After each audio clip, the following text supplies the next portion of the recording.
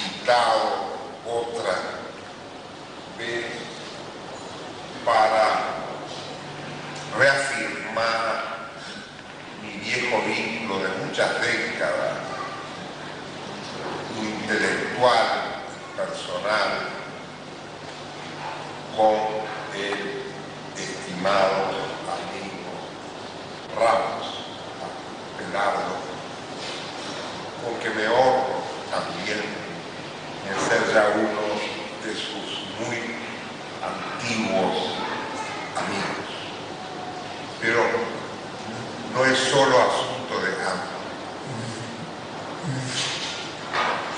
amistad, porque ha sido una amistad que surgió en función a una serie de objetivos esenciales de la Argentina y de Uruguay, y me parece que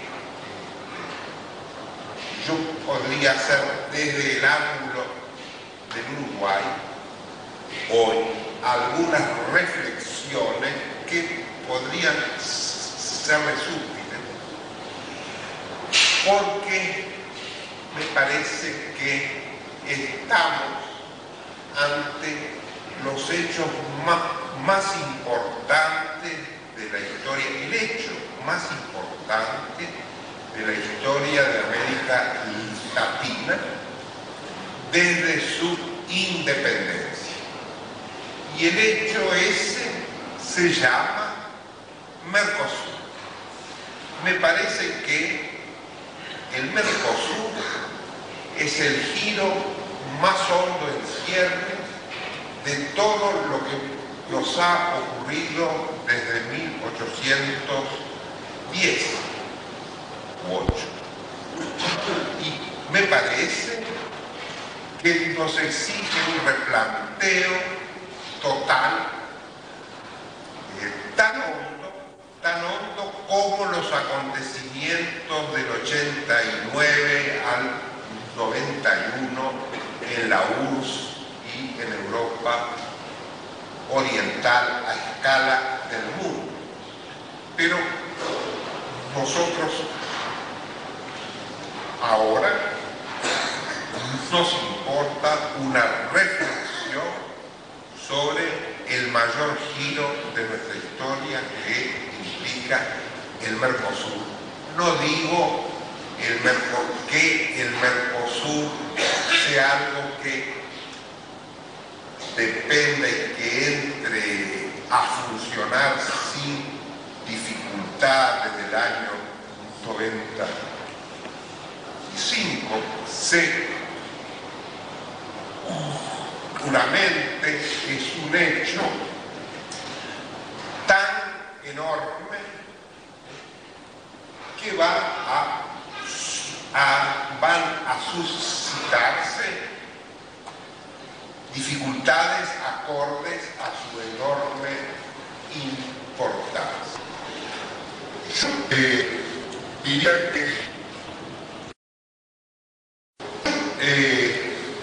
Diría que nos encontramos ante la exigencia de repensar otra vez la nación desde sus raíces mismas y desde su horizonte mismo. Y lo que yo les podría decir es como Uruguay es un paisito muy mínimo,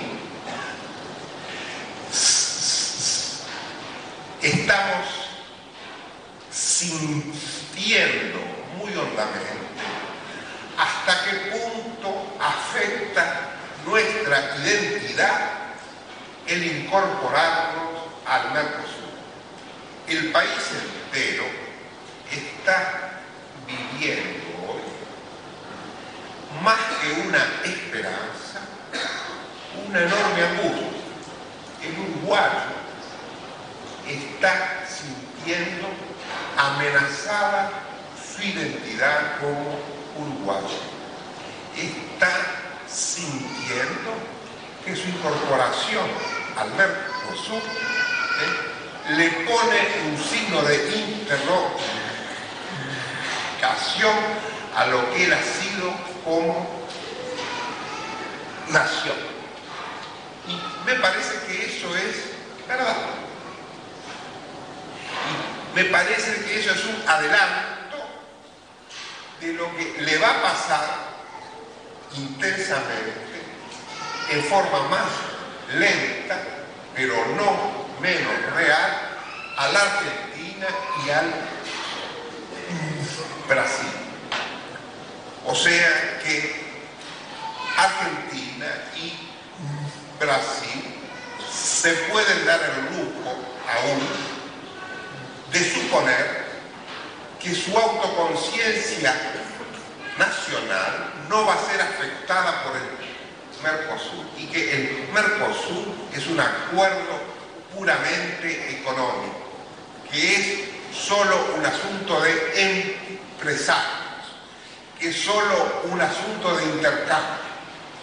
Y eso es una vista totalmente superficial, porque esto afecta la convivencia en profundidad y el proyecto en común del pueblo argentino, del pueblo brasilero, desde las raíces de los dos pueblos en un horizonte común. Y esto implica una revisión minuciosa de cómo nos hemos autocomprendido históricamente, tanto los argentinos como los brasileños. Ustedes aún, como son, digamos, los importantes del Mercosur junto con los brasileros, no se dan cuenta, como nos podemos dar cuenta los uruguayos, hasta qué punto los nuevos acontecimientos nos ponen en jaque lo que hemos sido hasta hoy y nos exigen una reconversión radical. Entonces, intentando entender algo, esto,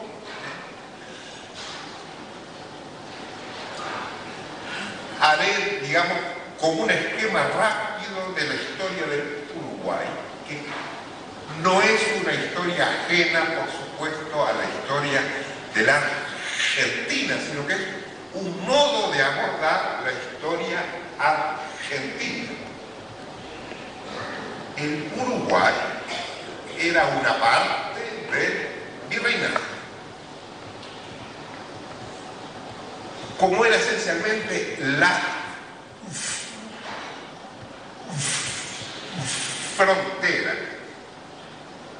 entre España y Portugal, desde el origen hemos nacido bifronte. Pudimos ser o castellanos o portugueses. Fuimos banda oriental o provincia latina, hasta que vino un imperio superior a Brasil y a las provincias unidas y dijo: ni argentino ni brasilero, Uruguay. O sea que el Uruguay nació, había sido una parte de un cuerpo mucho más amplio, fue una mutilación y nace porque un poder que venía del mar se impuso sobre Argentina y Brasil y dijo: Uruguay. El Uruguay nace, digamos, es la etapa inicial del control del Atlántico Sur por el Imperio inglés. Una vez neutralizada la base fundamental del antiguo Imperio español, porque ustedes saben que Montevideo era la base fundamental de la flota española para controlar el Atlántico Sur. Y que las Malvinas estaban bajo la jurisdicción de Montevideo, porque allí estaba la flota. O sea que en una de esas hasta podemos reivindicarla.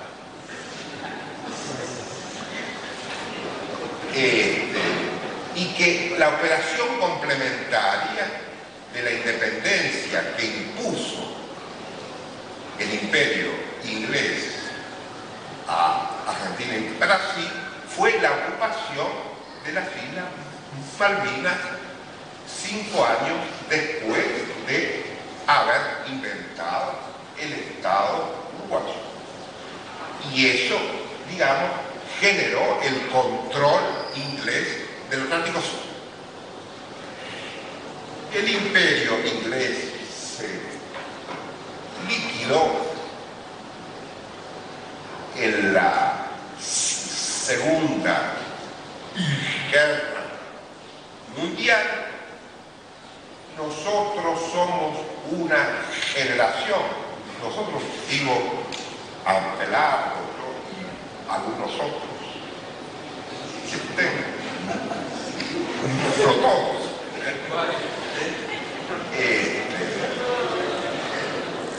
pertenecemos a la generación que vive la reinada del imperio inglés del Río de la Plata. En Uruguay eso fue muy nítido. Los ingleses entre el año 47 y 50 abandonan los ferrocarriles, los corrientes, ¿no? Pasan todo, es decir, era el símbolo que se retiraba. Y entonces, en aquella circunstancia con otros amigos, nosotros sentimos que el fundamento del Uruguay, de un Uruguay que había nacido y se había configurado desde 1870, porque aunque lo impone el poder inglés en la paz del 28, 1828, hay un interregno que es la guerra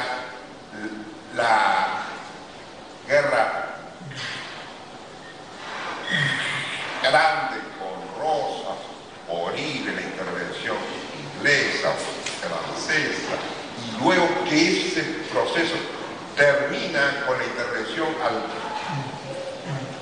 Paraguay. En todo ese ciclo, todavía el Uruguay y la frontera del Río de la Plata era una frontera incierta. Tanto podíamos ser Uruguay como podíamos ser una república junto con Santa Fe y con Entre Ríos y con Corrientes o con Río Grande do Sul, o incluso hubo la posibilidad de unirse los de Sarmiento y Mitre con la provincia independiente de Buenos Aires, con los unitarios uruguayos, y hacer un país contra la Confederación Argentina. En fin, hubo muchas posibilidades. Pero en 1870, ya hace 120 años, se estableció definitivamente el statu quo del Río de la Plata. En 1870, ya hace 120 años, se estableció definitivamente el statu quo del Río de la Plata, y las fronteras internas quedaron totalmente fijas. El Uruguay fue Uruguay, el Paraguay fue Paraguay, y los límites de Argentina y Brasil se establecieron, digamos, definitivamente. Y ese statu quo es el statu quo que cierra el inicio del Mercosur. El Mercosur vuelve a entreverar todas las aguas por adentro otra vez como ocurría antes de 1870. Volvemos a la época anterior a 1870, en que las aguas se empiezan a mezclar nuevamente, pero con muy otros contenidos, en que, digamos, renace la frontera americana, la vida de la frontera americana, porque la operación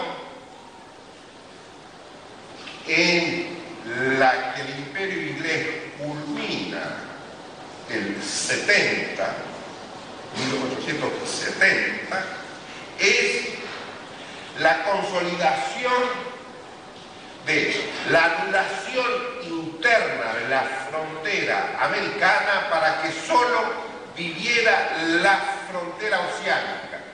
Nuestros países tenían dos fronteras básicas, la americana interior y la oceánica.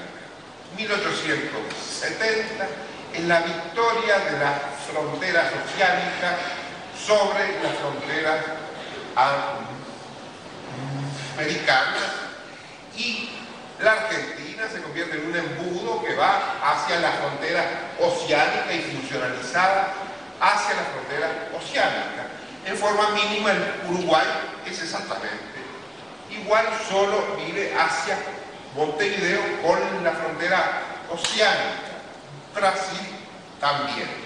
Todos vivimos hacia el océano, y la frontera americana es un mundo de paz, porque es un mundo sin vida, es un mundo que está eliminado en función a la primacía del océano. El Mercosur es el renacimiento de la vida del interior americano nuevamente. Diríamos, por ejemplo, yo siempre pensé, todo el federalismo argentino, nosotros como Uruguay somos un signo del fracaso federalismo argentino. Nuestro héroe nacional es un héroe supra-uruguayo, el más grande federal que quedó afuera de su parte, en cierto modo. Y es que, digamos, recién hoy empieza a ser posible la vida de la América interior por sí misma. Recién Córdoba se va a poder ligar directamente con San Pablo, con Porto Alegre, con Asunción, con Manaos, con Jujuy, con Santa Cruz, y con Asunción y con Santa Catalina, etcétera, etcétera, que hace que por primera vez no se tenga la necesidad de pasar por las orcas caudinas de la frontera oceánica controlada por Buenos Aires. Es la primera vez que empieza a ser posible la verdad de una vida interior americana. No, por supuesto, para eliminar la frontera oceánica, porque eso es imposible, pero para hacer que no sea la única, porque el dominio de la frontera oceánica ha sido también el dominio de una gigantesca alienación cultural e intelectual, histórica, política y económica en relación a nuestra propia identidad. Entonces, aquí comienza el río de mi país, de mi padre, de mi barrio. Porque yo siempre consideré que tan patria mía era la Argentina con Uruguay, pero mi barrio empezó por ser un estado antes de ser una nación. No sabían que tenían que ser. No sabían. Antes que la nación estuvo la división de blancos y colorados, unitario y federal, porque estaban divididos por los conflictos mucho más amplios de nuestro ámbito natural. Hasta que en 1870, como dije, se consolidó eso y el Uruguay estuvo acotado y tenía que ser un país. No tenía otra alternativa que asumirse como un país solo. Total. Y entonces ahí nace la primera generación uruguaya que inventa todos los mitos de la nación uruguaya. Una generación extraordinaria. Una generación que le dio sentido a la convivencia de una comunidad que se encontró con que tenía que continuar viviendo en un ámbito en que acostarlo y justificar su vida ese ámbito. Y esa generación, que fue la contemporánea de la torre, la organización del y la generación que fue la contemporánea de la torre, la organización del Estado, se organiza el Estado en Uruguay, la torre, en el ámbito del imperio inglés, donde íbamos a hacer una factoría privilegiada. Y una generación se plantea, digamos, la necesidad de convertir ese mundo que dieron todo para que el Uruguay fuera. Todo había pasado para que el Uruguay fuera. ¿Qué es lo que hace todo país? Todo país hace que toda la historia universal se concentre finalmente en sí mismo. Y allí, aquella aldea dijo, todo lo que pasó, vino Colón, vino Mendoza, pero todo pasó para que el Uruguay pudiera ser. Y entonces, digamos, hacía que la historia culminaba en el barrio nuestro. Allí estaba el alfa y el omega de la historia. Porque en un orden era verdad. Por dónde pasa esta historia, sino por a dónde uno vive. Uno es el alfa y el omega. Algún orden. No es absolutamente así, pero es algo así. Y entonces vino un pintor como Flanes, y pintó Artigas, y pintó el desembarco de los 33, y hubo las imágenes que todo uruguayo tiene de la patria, del país, son las imágenes acuñadas por ese pintor. Y vino el pericón de Grosso, el pericón nacional. Y entonces el pericón interpretó todo un set durante medio siglo. Hubo dos folletos infaltables en todas las pulperías de Uruguay. Uno era el Martín Fierro y el otro era la leyenda patria de Zorrilla de San Martín. Que Zorrilla de San Martín se convirtió en el poeta de la patria porque su angustia mayor en su juventud, él lo cuenta, era sentir que no tenía patria. Fue lo que lo convirtió en el poeta de la patria. Y esa generación inventa el núcleo, digamos, como dice un profesor francés, Ricardo, el núcleo ético-mítico del pueblo uruguayo, que se sintió viable, que vivió bien, armó un Estado, tuvo sentido, comprendió la historia de sí mismo, etc. Todo eso nos permitió vivir un siglo y pico. Un éxito, fue una generación que tuvo un éxito extraordinario.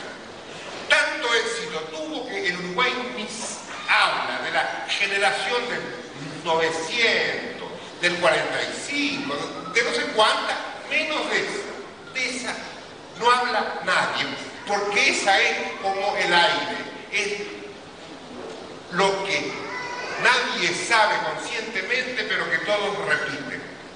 El almacenero de la esquina, la maestra, todos saben y repiten sin haberlo leído a Zorrilla San Martín, a Bauzá, a Ramírez, que es el que inventa el Artigas uruguayo, porque había que inventar un héroe superior a la división entre las dos divisas. Entonces, Carlos María Ramírez escribe a favor de Artigas contra el ataque de los unitarios en Buenos Aires, porque era el momento que se acuñaba la historia argentina que ustedes viven.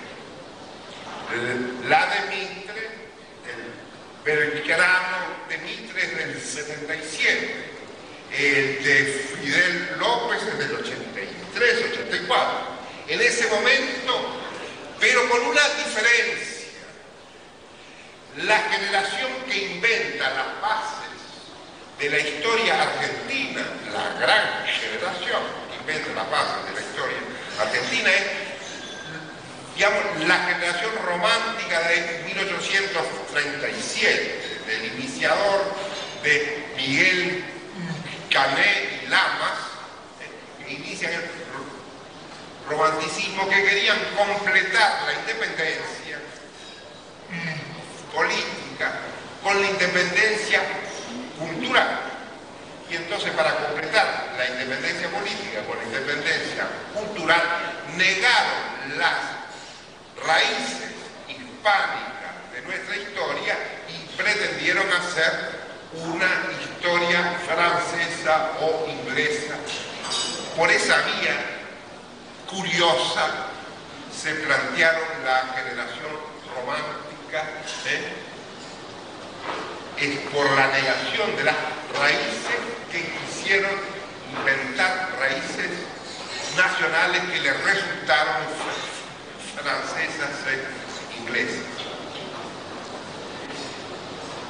Digo, esa primera generación romántica es la que va a culminar con Mitre y López haciendo la historia argentina. Entre nosotros no, la generación romántica, los contemporáneos, Lamas, Juan Carlos Gómez, son fracasos en el Uruguay. Es una generación que no logra articular nada, porque en Uruguay podía hacer muchas cosas y no pudo articular nada, porque éramos, digamos, una mano, mientras que el resto, la Argentina, tenía una continuidad mucho más honda, era la mayor parte del pueblo. Entonces, la segunda generación romántica del 79 es la que inventa Uruguay, no como el argentino es otra cosa. Entonces, esos mitos del Uruguay como epicentro de la historia empiezan a resquebrajarse con la retirada del imperio inglés. Pero no hay ningún mito sustitutivo. Los revisionismos históricos han sido en Argentina y en Uruguay.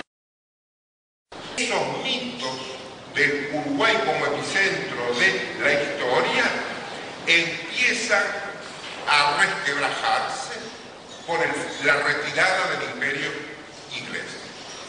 Pero no hay ningún mito sustitutivo. Los los revisionismos históricos han sido en la Argentina y en el Uruguay internos a la Argentina sola, o al Uruguay solo, o al Paraguay solo.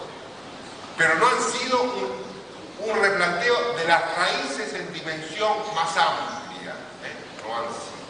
Son nuestros revisionismos, han sido revisionismos desde los resultados de la balcanización, pero no han sido revisionismos que replantean las raíces de la unidad en su conjunto, de la unidad supra-argentina, supra-brasilera, uruguaya, paraguaya.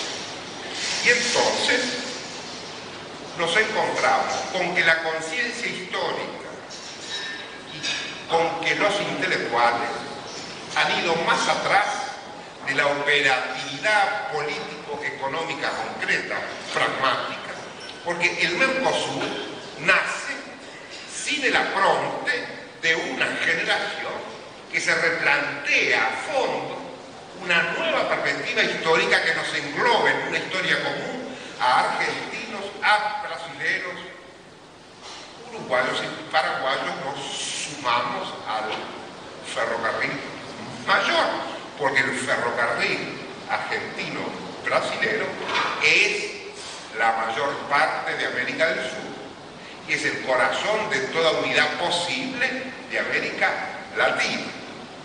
Si no hubiere América Latina, podrá haber, sí, América del Sur, pero hay América del Sur solo si hay unidad argentino-brasilera. Y eso nosotros lo comprendimos en el momento que se retiraba el Imperio inglés, lo comprendimos y fue para nosotros decisivo el discurso de Perón en el Colegio Militar del año 53, de noviembre del 53, en que Perón le cuenta a los altos mandos sus intentos de hacer un nuevo ABC con Vargas y con Ibáñez y explica las razones de ese nuevo ABC. A mí me sorprendió enormemente y no olvidé nunca que en dos oportunidades en ese discurso le dice Perón a los expertos en fronteras al milímetro, o sea, a los militares, les dice: y con Vargas hemos llegado al acuerdo que si tenemos que borrar las fronteras, las borramos. Lo repite dos veces. Yo, que pensaba en aquella época en la gran Argentina y en el gran Brasil, y con mini Uruguay, digo, ¿cómo? ¿Quieren borrar la frontera argentino-brasilera? Cosa que me parecía inmutable, algo hecho por lo eterno, que el eterno había dividido a Argentina y Brasil, y nosotros allí.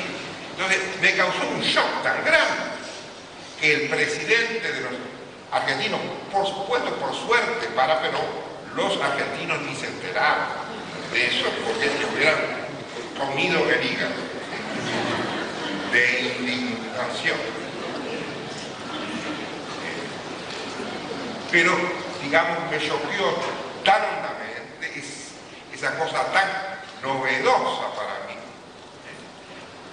Y en el momento que yo sentía que el Uruguay perdía la matriz inglesa que lo había sostenido y entraba otra vez en una época incierta, entonces ahí es cuando me hace comprender que el posible destino del Uruguay fuera no ser ni Argentina ni Brasil y ser la negación de lo uno y lo otro, sino ser Argentina y Brasil, ser la unidad de los dos, no la negación de los dos, ser nexo entre ellos.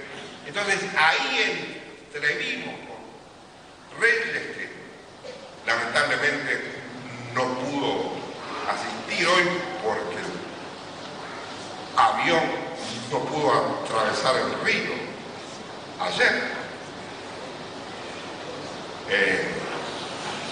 Sentimos entonces que en ese discurso estaba involucrado el Uruguay, que para nosotros era esencial el entendimiento argentino-brasilero, porque la retirada del mundo inglés nos daba como única chance histórica posible una reinserción americana como nexo entre Argentina y Brasil.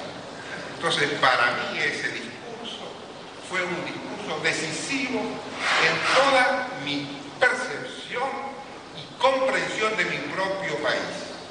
Y fue así que fundamos la revista Nexo. En el año 55 salió el primer número, que hice mi primer artículo sobre Abelardo.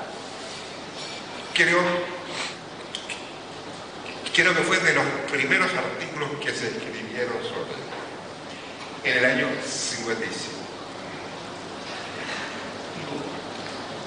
Por supuesto, digamos,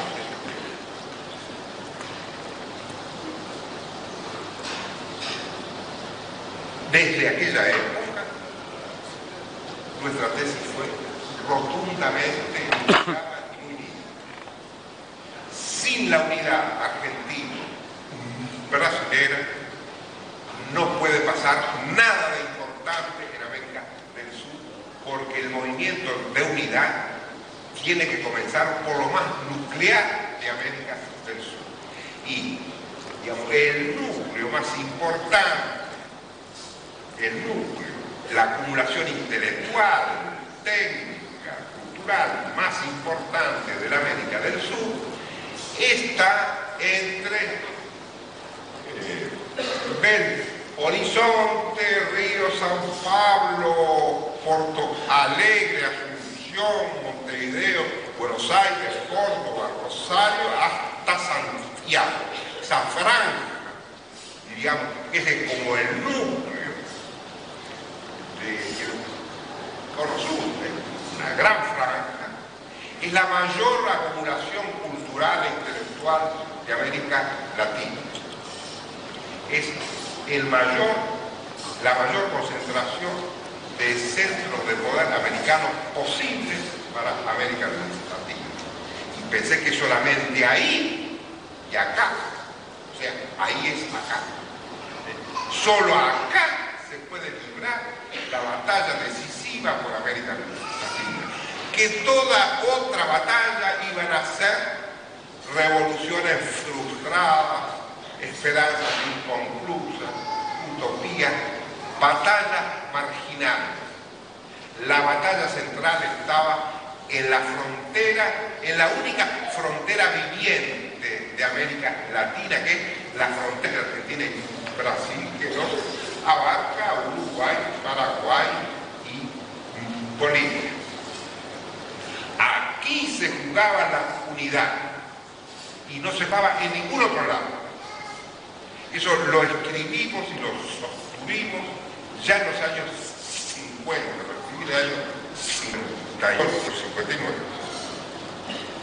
Claramente. Lo vamos a mandar a revoluciones suicidas. No se jugaba en ningún otro lado. Eso lo escribimos y lo sostuvimos ya en los años 50, en el año 58, 59. Claramente. Lo vamos a empantanar en revoluciones suicidas si no se da la batalla de la unidad entre Argentina y Brasil. Es la única batalla importante. Como el Uruguay no tenía importancia y fuerza para determinar a la Argentina y Brasil a unirse, entonces, digamos, yo cerré mi cuenta uruguaya y me ocupé de otros asuntos muchos años. Actué a escala de América Latina en el SELA, a niveles raciales. Intenté entender la historia de Brasil y de Portugal. Tan apasionado estoy para construir o ayudar a construir un siglo XXI latinoamericano, que me apasioné por los orígenes de Portugal. Me fui a la Edad Media para ver cómo había nacido Portugal, para ver cómo se había formado Brasil, cuáles eran sus relaciones originarias entre Castilla y Portugal, para ver cómo se había gestado ese mundo unido y separado. ¿Cómo era? ¿Cómo era esta historia? Porque si queríamos tener un horizonte común, teníamos que encontrar las raíces comunes. Porque si no tenemos raíces comunes, no hay horizonte común. Entonces esto me obligó a una especie de salto utópico gigantesco. Una utopía uruguaya, de un enanito al que solo le cabía la utopía, hasta que los argentinos y los brasileños hicieran algo. Y lo empezaron a hacer del 85 para acá. Y ha culminado una etapa. El pacto de Mercosur, cuyas consecuencias políticas, culturales y nacionales van infinitamente más allá de lo que nuestra conciencia actual nos dice, y que si la política tiene que ser conducción y vanguardia, necesita pasar hondamente por ese replanteo, y entonces es lo que me explica a mí en el 900 en Uruguay hubo un tipo lujoso que se llamó Rodó. Rodó fue lo contrario, en cierto sentido, de la generación del 79 y del 80, que había inventado al país real y le había dado motivos de vivir, porque la gente no solamente necesita vivir, sino motivos de vivir en común. Y la generación esa inventó eso. Pero Rodó inventó, en cierto sentido, es el redescubridor, que relanza el hispano-americanismo, pero como un inmenso sueño. Ariel es como un inmenso sueño, porque el Uruguay estaba a bordo, era la época de los migrantes, de las vacas gordas, de los frigoríficos. Entonces, para nosotros, la América Latina era el mundo bárbaro que quedaba atrás, estaba lejos. Es el apogeo oceánico del Uruguay. Y en ese apogeo oceánico nace la primera gran mirada uruguaya sobre América Latina. Pero eso quedó como un ejercicio literario. Quedó como una especie de cosa para literatos y poetas, pero no para gente práctica. Diría yo, nuestra tarea, la tarea de las nuevas generaciones en Uruguay, es hacer que Rodó sea la raíz de la generación que va a hacer el mismo invento que hizo la del 79 y del 80, que inventa la nación uruguaya. Nosotros tenemos que reinsertar esto en una escala más amplia que nos permita no formar un uruguayo cuya mente es todo pasó para que el Uruguay y sus 19 departamentos sean, sino para un uruguayo que nazca y diga: todo pasó porque mi horizonte básico elemental va del Amazonas a los Andes. Ese es el uruguayo que ya tenemos que formar. Desde la escuela ya. Están hoy enseñando a un uruguayo que el Uruguay es solo, el Uruguay es formar idiotas para dentro de 8 años o 15 años, 20 años, formar idiotas de un mundo anacrónico.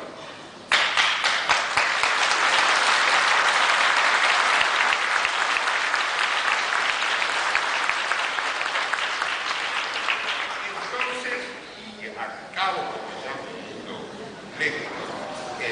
en esta conversación, yo les cuento, digamos, desde mi experiencia, para que ustedes cotejen la de ustedes. Dice, ayudarlos a reubicarse viendo por contraste o por similitud la forma en que uno se va reubicando ante el acontecer. Pero me parece que tenemos que distinguir con nitidez dónde están las batallas fundamentales y las batallas secundarias. La batalla fundamental gira alrededor de la puesta en marcha del Mercosur, con todo lo que implica, que es casi inimaginable para todos nosotros. Inimaginable para los brasileños también. Yo escribí en un artículo que creo que se les va a repartir, que nuestra opción es: tenemos que hispanoamericanizar a Brasil hasta sus raíces y a brasilerarnos nosotros hasta sus raíces. Tenemos que hacer que la literatura brasilera sea nuestra literatura y hacer que nuestra literatura sea la literatura de ellos. Y así en todos los órdenes, no solo en el intercambio de empresarios. Esta es una historieta que va mucho más allá, que abarca a los trabajadores, la enseñanza, abarca todo, que ni vislumbramos hasta dónde esto llega. Y que, por supuesto, lo estamos haciendo en condiciones defensivas y difíciles. Defensivas y difíciles porque el viejo Uruguay, nacido y consolidado en 1870, ese Uruguay no puede seguir más. Está condenado a muerte. Y el uruguayo, yo también, soy hijo de eso. No soy hijo de otra cosa, soy hijo de ese Uruguay siempre. Que una parte de mi vida se va a ir con todo ese país para siempre. Pero mi obligación es abrirle el paso a mis hijos, a las generaciones que no quiero que se encierren en una tumba sin destino. Eso será para mí, pero no para ellos. Y entonces estamos aparentemente en un instante de derrota. Europa necesitó cometer los errores más terribles.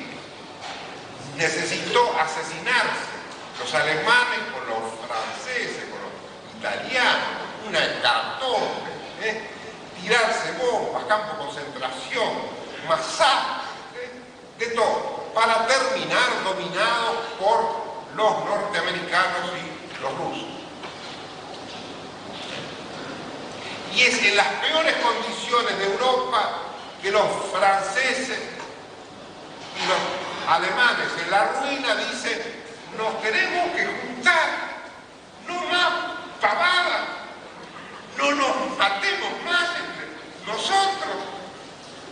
Ahora somos servidores de otros.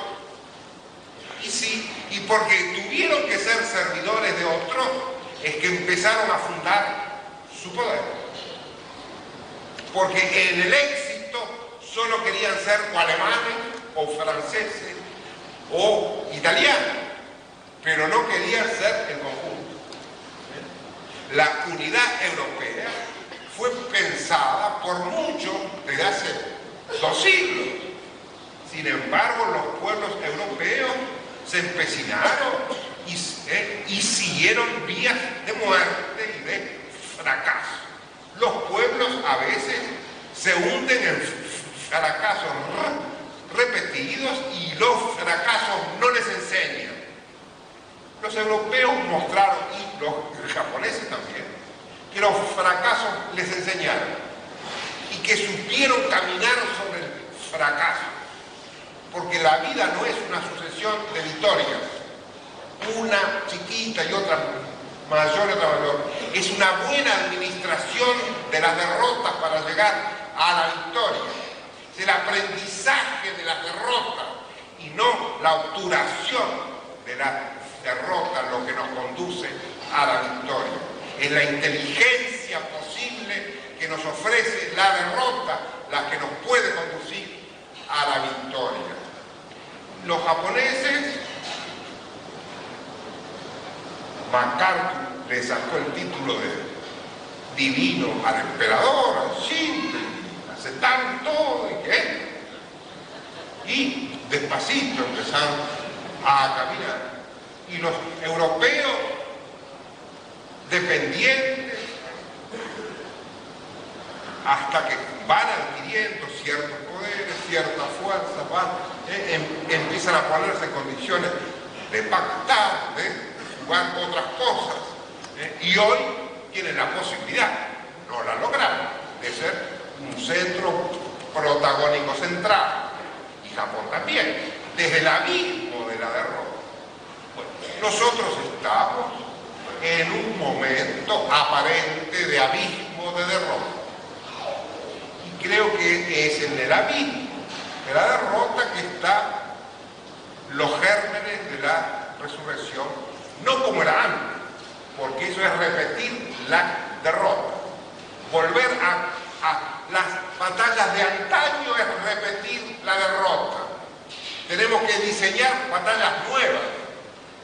Y creo que el Mercosur es la gran avenida de la nueva batalla nacional y popular. Que nos exigirá, en consecuencia, el mayor revisionismo histórico de nuestra vida, la mayor introspección sobre uno mismo también, y saber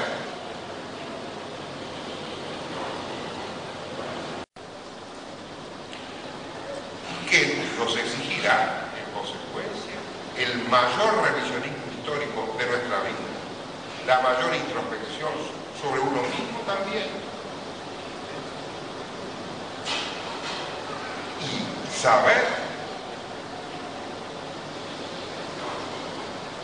que solamente por la derrota hemos cerrado definitivamente el ciclo de las balcanizaciones que nos han separado y podemos recuperar por primera vez en forma efectiva y práctica y concreta los lazos